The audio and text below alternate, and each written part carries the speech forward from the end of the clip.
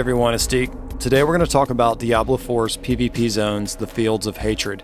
These have got to be my favorite zones in the game. I basically spend all my time farming here. There's just so much value for your time spent in these parts of the map. And I also love PvP, so that goes hand in hand.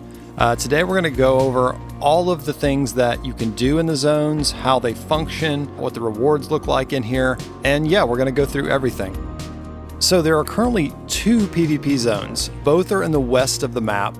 They have a kind of reddish hue compared to other parts of the map, but they're not quite as outstanding as, say, Helltides. These are the only places players can actually engage in PvP, but these zones are a lot more than just PvP. The smaller zone is in the southwest at the Din Shar waypoint in Kehjistan. The larger zone is in the center west at Al-Zuda waypoint in the Dry Steppes. Once you've ported to one of the waypoints in the Fields of Hatred and you zoom in your map a couple of clicks, you'll be able to see the altars of extraction, any available roaming bosses, and any events associated with Grim Favors. The mob density in these zones are the best of any open world area. Along with XP, gold, and a high legendary drop rate, you'll also be collecting Seeds of Hatred from bosses, elites, events, and from special chests that spawn called Baleful chests. All mobs also have a chance to drop a few seeds. Check the description below for a link to some maps I made to find all the possible spawn locations of the Baleful chests.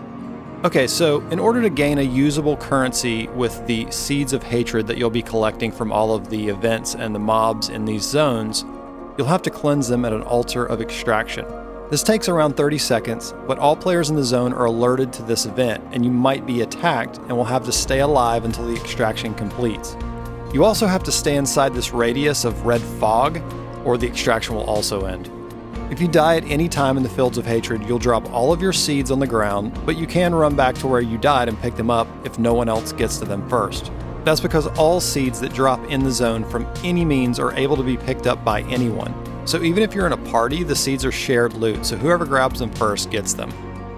Okay, so let's talk about how PvP actually works in the zone. So when you enter the zone, you'll be in a standard state, meaning that if you see other players in the zone, you'll both be allies to one another. You won't be able to attack each other. But if a player is blood marked, they can be attacked and can attack other players, meaning that even if you're not blood marked, you can still be attacked by a blood marked player. The towns work as sanctuaries in these zones, so if you run back into town, everyone will be neutral again and you can't attack each other. We already mentioned this before, but if you attack and kill a player, they will drop all of the Siege of Hatred that they've gained thus far.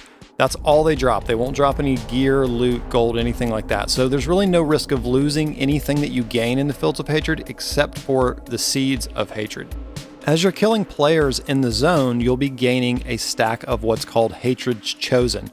So if you kill a unique player, meaning the first time you kill any player in the zone, you'll gain 10 points. If you kill that player again, they're only worth 5 points. If you kill them again, they're only worth 2 points, and it stays at 2 points from there on out. Every time you kill another unique player, though, you'll still gain that 10, so it always works 10, 7, 2. Once you reach 100 stacks, you'll gain a 5-minute buff, so that anytime you kill anything in the zone, you will be siphoning Seeds of Hatred out of them. During this time, you can't use the altars of extraction to extract your shards, and you're marked on the map kind of as an assassin like it was in WoW PvP, where everyone can see you moving around on the maps, they know where you are, and players potentially will come to attack you. Now, at the end of the 5 minutes, you automatically cleanse all of your shards, and they convert to red dust, which is the currency that you actually use to buy things in the PvP towns. It's actually pretty challenging to accomplish this buff because there's so many phases in the game that it's rare that you're seeing a lot of players. And usually if you're a strong player in the zone and you kill a few people, a lot of people will phase out and leave the zone so that they can get into a zone where they're actually competitive.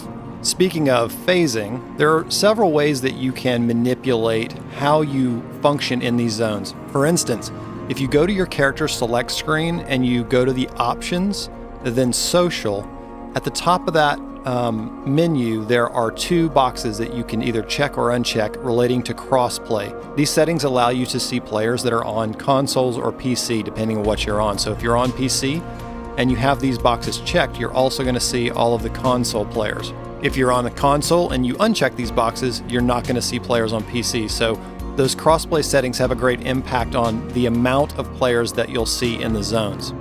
Also, if you log out of the game, it will reset the phase that you're in, meaning that if you're in a zone and someone's killing you over and over and you just log out and log back in, you'll go to a new phase where there'll be a totally new player pool or potentially no players. Many mornings when I'm farming this zone, there's not even a player to be seen in these zones. So there's some tricks that you can do there to minimize the amount of players you see or potentially maximize the amount of players you see. There's some things to keep in mind when you're in these PvP zones. One of the most important being that your potion no longer works the way it does in the rest of the world. When you use your potion, there is a 10-second cooldown on it.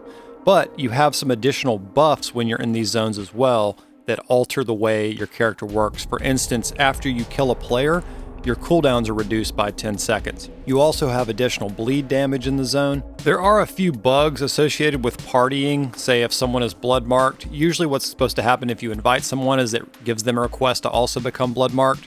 But there are currently some bugs in the game where you have to log in and log out to get this to work. However, partying is a thing in these zones. So if you have a 4-person party and you're all together, you will not be hostile to each other, but you will be hostile to other players if you're blood marked, obviously. So you can roam around here in a 4-person party and just, wreck shop, and it's a very fun experience. But I find that most people are solo in these zones, so being in these zones solo is not like a huge detriment. If you're skilled and you're able to be close in level, I would say, if you're fighting level 100s, you probably want to be in the like 90 to 100 range. Within a 10 level range, you're usually competitive if you're skilled and you have a good build. Each of these zones have their own daily completion rewards for Grim Favors. Usually the boss in each zone will give you 5 Grim Favors, and turning in each zone will give you 3, and then any event that you do, which would be like an orange event out in the normal world, here they just show up as an event with a Grim Favor icon on it. Each of those are worth 1. So you can actually do a lot of Grim Favor overlap farming while you're in these zones as well, which is pretty cool. So now that you've done all your events and killed a bunch of players and you've gained a bunch of shards, you want to spend these things. There's a couple ways you can do that. Next to the transmog closet icon, there will be a vendor where you can buy a set of gear. It's called like the killer set, I believe. Also, if you go to the stable masters in these PvP towns, you can't change your mount or your mount armor, but you can purchase all of the PvP specific cosmetics there. You can get mount trophies, mount armors, and mounts themselves. The other very important vendor that you'll find in these towns is the gambling vendor. So when you're in a normal town, you'll go to the obol vendor and gamble, and you'll use your obols to gain pieces of equipment. In the PvP towns, there's also a gambling vendor. For 3,000 red dust, you can gamble for any of the armor slots. You've got helm, chest, legs, pants, and boots. The last important icon in these cities is the altar of cleansing. So if you want to get rid of your blood mark, you go to the altar of cleansing and there's a little channel and it will remove it. This is another way you can try to get your party functionality to work. If some people are blood marked and others aren't, you can all cleanse your blood mark and then try to re-invite each other. I think I've covered everything about the PvP zones in Diablo IV. I hope this guide helps a lot of people, clears up some confusion about some of the mechanics, how things work here. This zone is extremely fun, extremely rewarding. I would say it's 10 times more rewarding than any other open world zone, maybe with Helltides being a slight exception, but the mob density is better than any other open world zone by far. And I find this zone to be the most fulfilling to spend my time in. I just feel like I'm getting rewards stacked on top of rewards, stacked on top of rewards.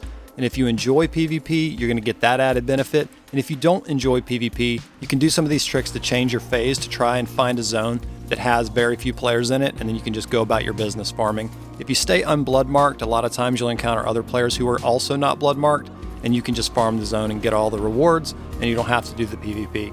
Also, one other trick you can do, you can drop down to a lower world tier. You won't get quite as many rewards. The Seeds of Hatred that drop will be lower from the events and bosses, but you can farm those zones just to get the rewards, and it'll be very easy to kill the mobs.